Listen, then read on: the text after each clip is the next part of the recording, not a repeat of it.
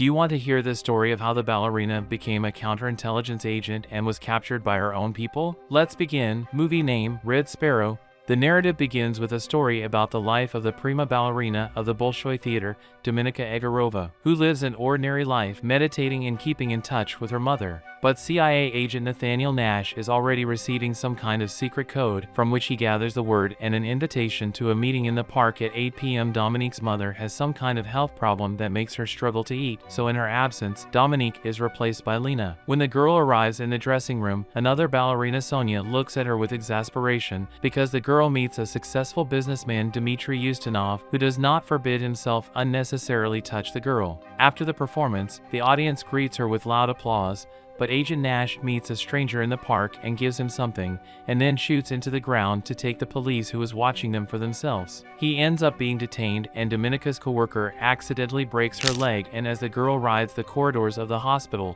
realizes that this is most likely the end of her career. Tomorrow, Nash is sent to Washington because of his mistake in trying to protect his source of information. He didn't think that those who were following him were regular cops who were interested in drug addicts and bullies. Her uncle, an officer of the Foreign Intelligence Service, Ivan Igorov, visits his boss, who expresses his condolences about his sister and tells him about yesterday's incident and about the second man they can't track down. Dominique is discharged and starts smoking, but at home Uncle Ivan is waiting for her, who reveals the girl's cards, showing proof that her break was set up by Sonia, who now replaces her. Dominique immediately arrives at the theater and catches the couple making love, but in a fit of rage she kills them both and leaves the theater to report from a telephone booth an accident in the theater. Returning home, her mother cries on the floor because the nurse paid for the theater did not come, which means they will soon be evicted from the apartment. After a couple of days, the girl meets her uncle and asks for help in destroying the case in which Sonia had a broken jaw. But Ivan is cunning.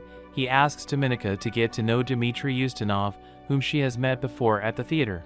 She needs to arrive at the hotel with nothing. Her outfit and what to take with her has already been taken care of.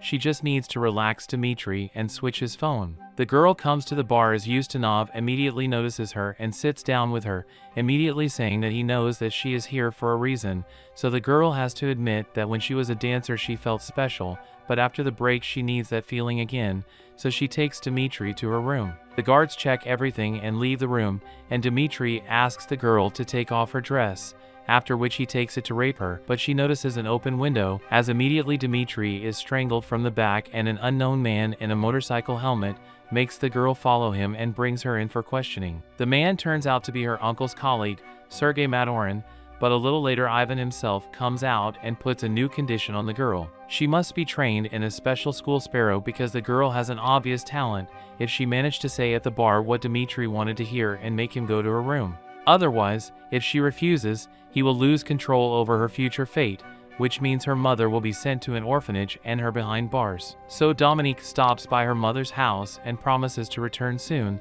but her mother realizes that her uncle set this all up. When she arrives, she is met by her supervisor and handed an envelope of information and then shown to her room, where she warns Dominique that if the girl is useless to her country, she will personally shoot her. At her new school, she will be called Katya, and the first time the leader speaks, she orders her to strip as well as her partner. The excuse to take off her clothes is that the state raised her. Now she has to provide something in return, because according to her, Katya's body fully belongs to the state. But the girl never undressed, so her partner starts packing back up. CIA agent Nash, upon arrival in Washington, is suspended from foreign affairs, and his boss informs him that the informant from Russia with whom he worked for more than 3 years is no longer his concern. Katya, meanwhile, masters the skills of breaking locks, the basics of hiding evidence from the police, as well as the basics of psychological influence on people and recognize their innermost desires. The school doesn't even shy away from training agents to perform what they find disgusting, which hardens their psychological weaknesses. After 4.5 months, former agent Nash noticed a surveillance, so he came to the department, and it turned out that his informant from Russia does not get in touch with them since his suspension, so Nash now has to go to Eastern Europe with a new agent and convince the informant, named White Marble, to work with a new employee. The Sparrow School arranged a meeting with the regular military to practice their new abilities, and Katya chose her target, then was able to identify the fighter's need by reminding him of the girl who is waiting for him at home. The leader was pleased with the result, but at the same time unhappy that Katya didn't give herself to him, because in most cases it wouldn't be that easy. For example, one of the students tried to rape her, and she got a good kick in the face for it. But the Russians already know about Nash's sending him to Budapest to reconnect with the so-called mole, but their hands are tied, because they cannot involve their agents from Europe, because they might be declassified. In the general's office, Katya is accused of attempted murder of a promising Russian agent, but because of her perhaps as yet undiscovered potential, the general forgives her transgression. But at the next session, Katya is forced to give the agent what he wanted, but being in front of a naked Katya in full view of everyone, his device fails to go 12 hours, so he is offended and leaves the room.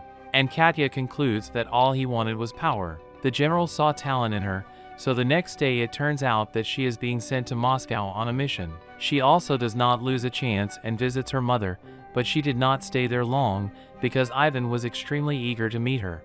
But only not for a family conversation, but with a request to gain Nash's trust and reveal the white marble's identity. The girl shows her hatred for her uncle because he sent her to horse school, but she is forced to take the case, because this is her last chance to get out of this web. In Budapest, she will be Katerina Zubkova, who lives with the same secret agent Marta. After meeting Bolotov's new boss, he tells her that Nash is not in the best shape right now, so she swims in the pool, drinks a lot and watches certain categories of adult movies. So she arranges her own stalking of a CIA agent and decides to become a blonde, but Martha is going to help her do it.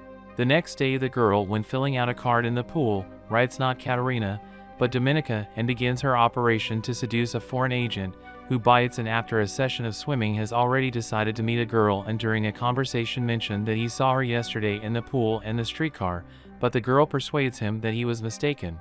Then he invites her to dinner, but she refuses and leaves. But the next day it turns out that her card is missing and in fact Nash has already revealed her identity, suspecting that she was sent by counterintelligence to find Marble. The bosses have accepted his offer of the possibility of recruiting a girl who is most likely not involved, because she has registered under her real name at the pool. A girl comes to a formal event where Martha communicates with a heron, which is her informant, but she is spotted by Nash and they arrange to meet tomorrow at 8 p.m.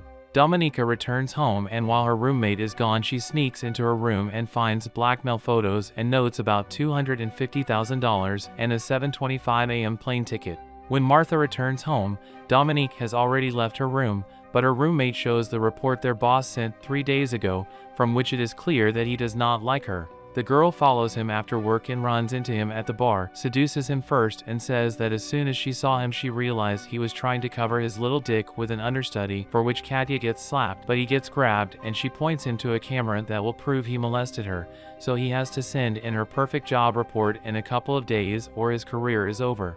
Nash doesn't wait for Dominique and leaves, but she follows him in the meantime and enters the entryway a few minutes after him. The girl rings his intercom and asks to open it in tears, and when he gives her whiskey and ice, she turns the TV up and asks why the CIA agent left Russia. He answers that he only wanted to cover for his friend. The next day she sneaks into his apartment and takes the glass with his fingerprints. When she returned home, her brother was waiting impatiently for her to get new news, but Dominika asked for $250,000 for their new case with Marta, in which they will expose a Russian agent at the top of the system, but before her uncle leaves, she manages to look at his passport.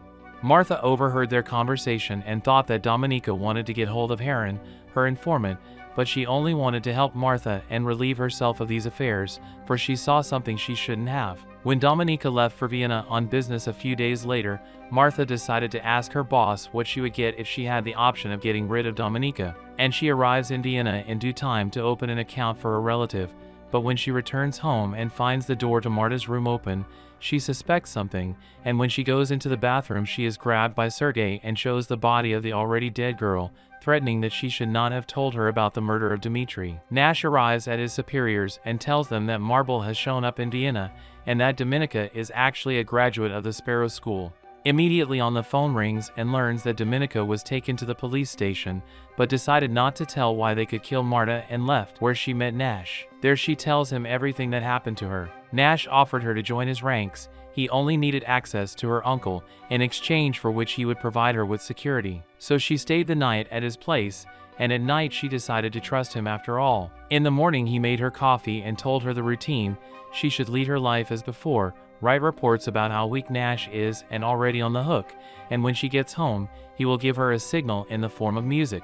Then she takes a lie detector to their office and tells them that this Friday she is meeting with the head of the Russian Secretariat who is willing to sell data on the satellite defense system, so she needs money. Upon arrival, she arrives at the room, where a secret box of floppy disks has already been prepared, and her boss Bolotov shows up at the bar, whom the girl sends to the room. Upon meeting Saplia, Dominika shows a photo of the agent with her lover, which threatens her career, but since the woman is drunk, agrees to go up to the room with her, where Bolotov is already waiting for them.